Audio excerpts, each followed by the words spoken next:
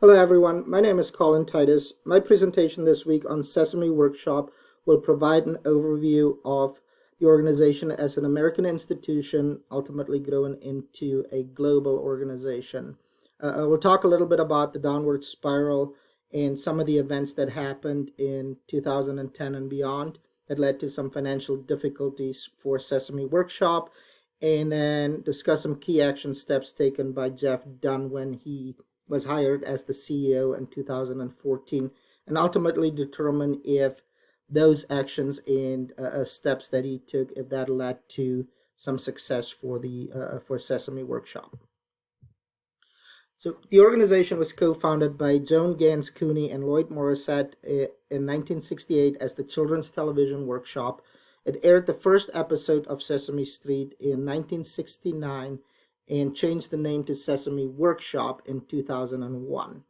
It quickly became a leader in educational and children's television, with 42% of kids between the ages of 2 and 5 watching only 5 years after they were founded. They expanded into Brazil and Mexico in 1972, Germany in 1973, and the Netherlands in 1976. It was only natural to expand into the toy market given the success and the ratings of Sesame Street on PBS, with licensing peaking in 1996 with the Tickle Me Elmo release. Today in 2016, it brings a critical early education to children in more than 150 countries across 6 continents. So the early identity of Sesame Workshop, they were a research-oriented organization with little competition, focusing on television as a medium, with a goal to use educational power of media to help all children reach their highest potential. They created some substantial growth in the early years in the licensing revenue, with that licensing revenue accounting for about 34% of the total revenue in 2010. They were very closely aligned with PBS for distribution of their content in the United States. That close partnership, however, created some issues for Sesame Workshop, as it made it a little bit more difficult for them to establish their own identity, and there was some confusion as to who really owned Sesame Street and the content. 67% of employees felt informed about the business at that point in 2010. So these struggles were brought to the forefront in the early 2010s and led to financial trouble for the organization. By 2010, Sesame Workshop was tied to the past, albeit a very successful past, and they were unwilling to take some risk in a changing environment. That led to CEO Gary Nell leaving in 2011. By 2012, they tried to develop some content for use in schools, but really didn't get that off the ground, mainly because of divided stakeholders within the organization and visions of the future of Sesame Workshop. By 2013, they posted between $15 and $18 million in deficits, and 33% of the employees felt not informed. Sesame Workshop brought on Jeff Dunn as the CEO in 2014, and he identified some external and internal issues, both from observations that he saw and then a survey that was done in 2013. And some of the issues that were identified was the rise of cable TV really created some issues for Sesame Workshop in the United States. Nickelodeon, with shows like Blue's Clues, a different alternative way of in a fun way educating younger kids, brought competition and took away some of the market share at that point. And then with 24% of TVs connected to the internet by 2010, it created some additional challenges to where the kids had the option to watch shows at any time throughout the week. They could do binge watching, and not at a set time during the day as it was Sesame Workshop's structure at that point. That led to some decline in ratings and licensing revenue for the organization, and then financial difficulties by 2010.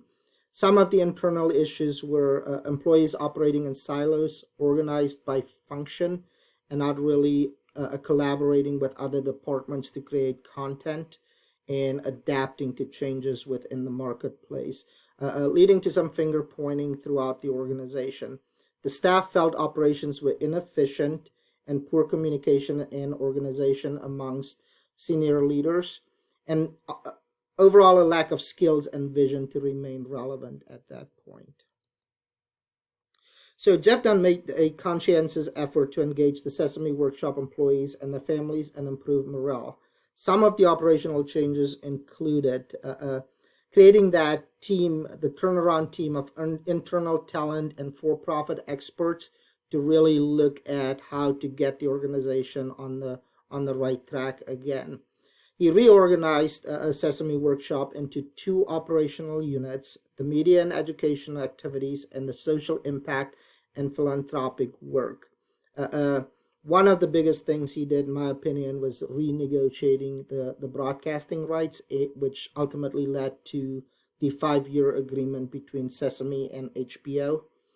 Sesame, in that agreement, still maintained control of production and content, and they agreed to develop at least one additional children's program.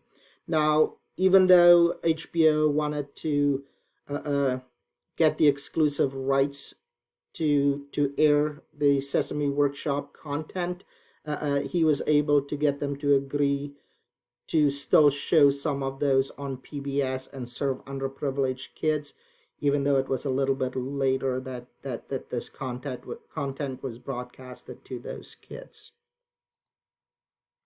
In addition to signing the 5-year deal with HBO, Dunn also led to the creation of Sesame Studios on YouTube, diversifying the portfolio of Sesame Workshop, Sesame Amigos on Univision, and then he partnered with IBM to figure out how computers can tailor lessons for preschoolers and get into that space as well.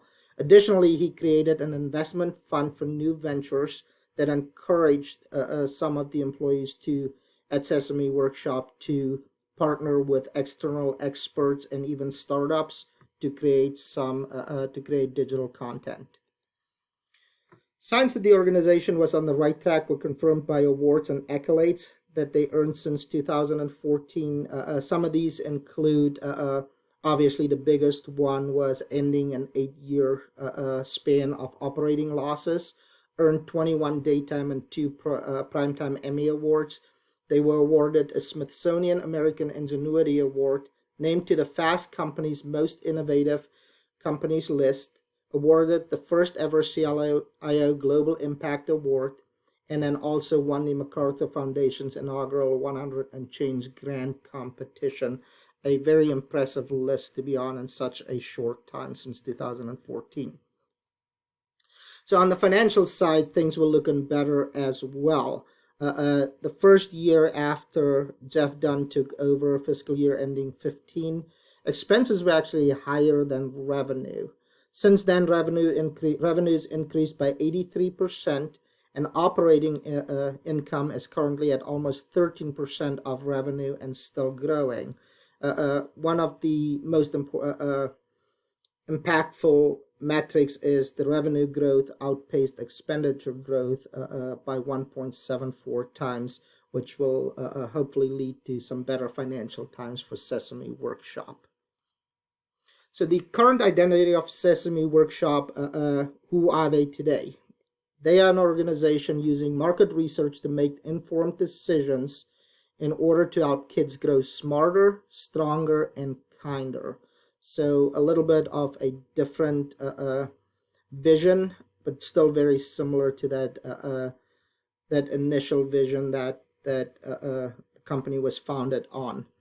Collaboration and communication as core values was established under Jeff Dunn, and then 360-degree surveys were instituted to increase leadership skills amongst middle managers. 90% of employees, as opposed to 67% in 2010, felt informed today, and they also expanded the business across the digital space, which will keep them relevant for years to come. So overall, I would say Sesame Street is on a it has been successful since 2014 and has some future opportunities of substantial growth. Thank you. And my last slide includes the list of references that I used.